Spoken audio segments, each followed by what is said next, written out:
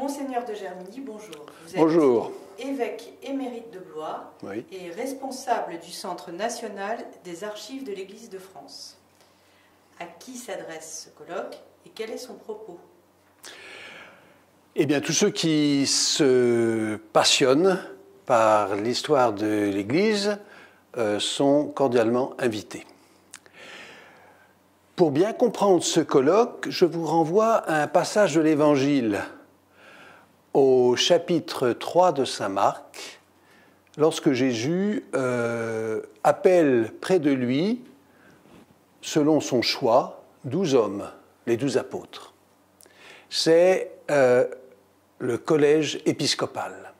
Et si l'on veut comprendre ce qu'est l'ACA et la Conférence des évêques de France, eh bien, il faut toujours revenir à ce moment fondateur.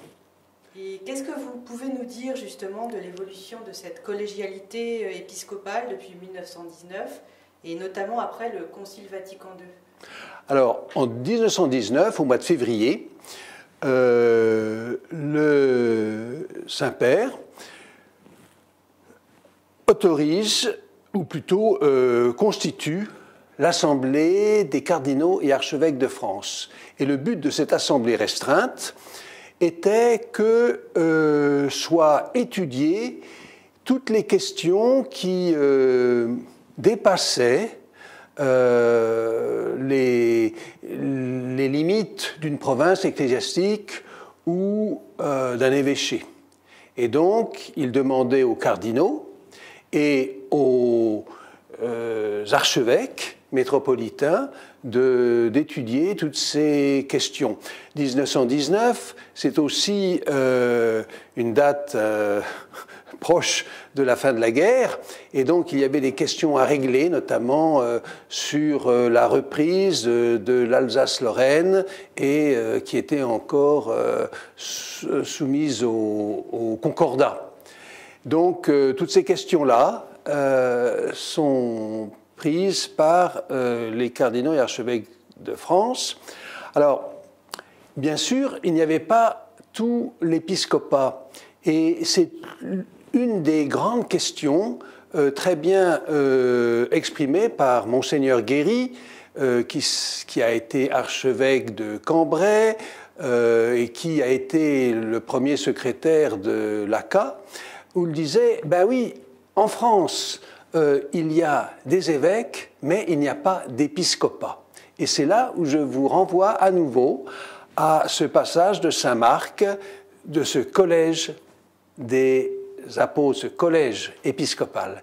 Et l'ACA n'a eu de cesse de pouvoir réunir les évêques de France. Donc il y avait, c'était prévu, que les archevêques devaient réunir leurs suffragants, mais c'était des assemblées non régulières.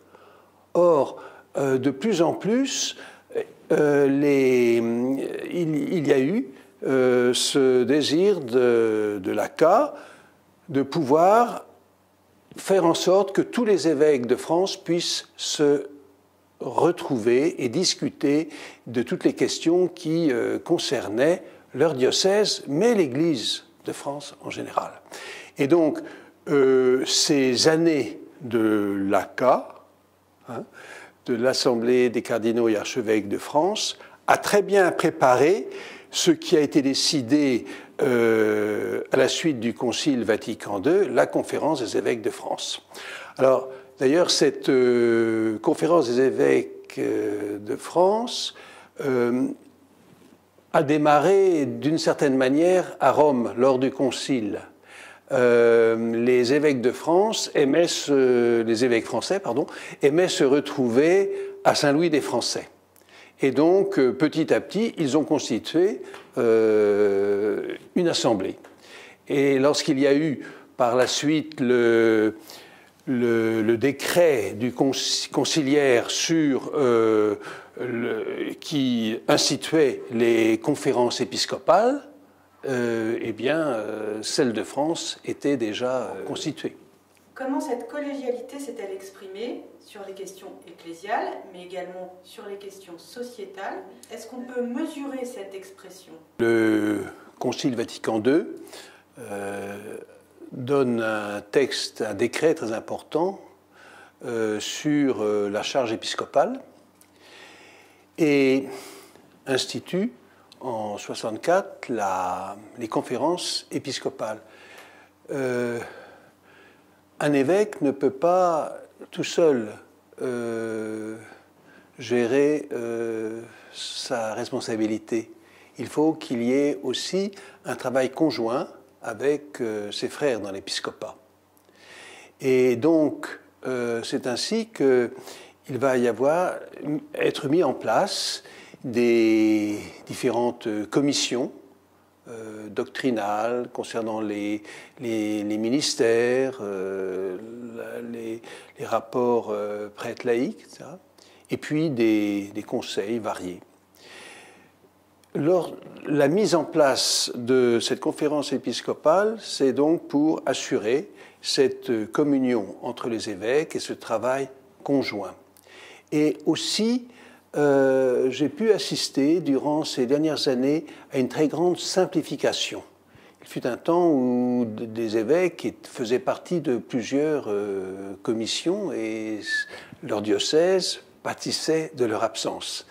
Et donc, maintenant, les choses se sont beaucoup mieux régulées et les évêques font partie d'un certain nombre de commissions, d'une commission, mais en fonction de leur intérêt, de leurs compétences.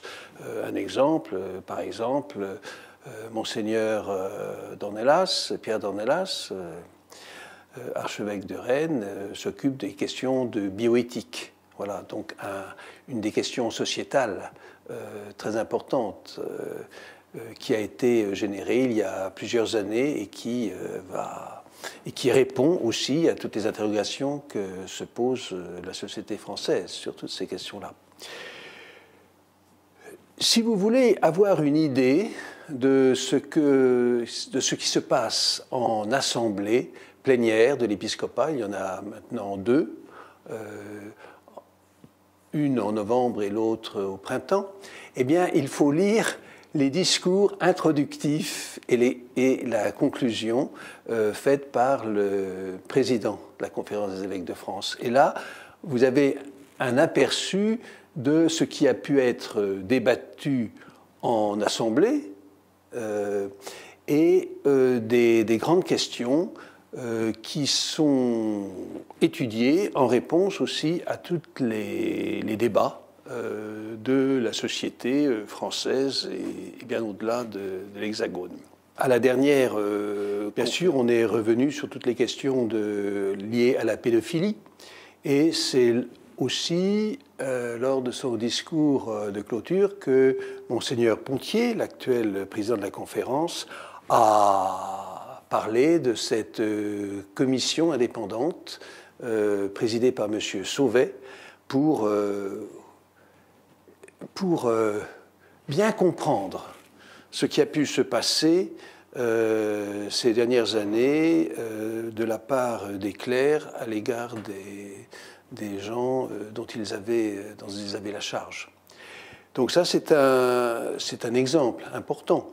Il y a actuellement la crise des gilets jaunes. Lors de son discours de clôture, Monseigneur Pontier en a parlé, et ça a été aussi l'occasion de la rédaction d'un texte peaufiné par le Conseil permanent et qui est l'expression de l'épiscopat de France.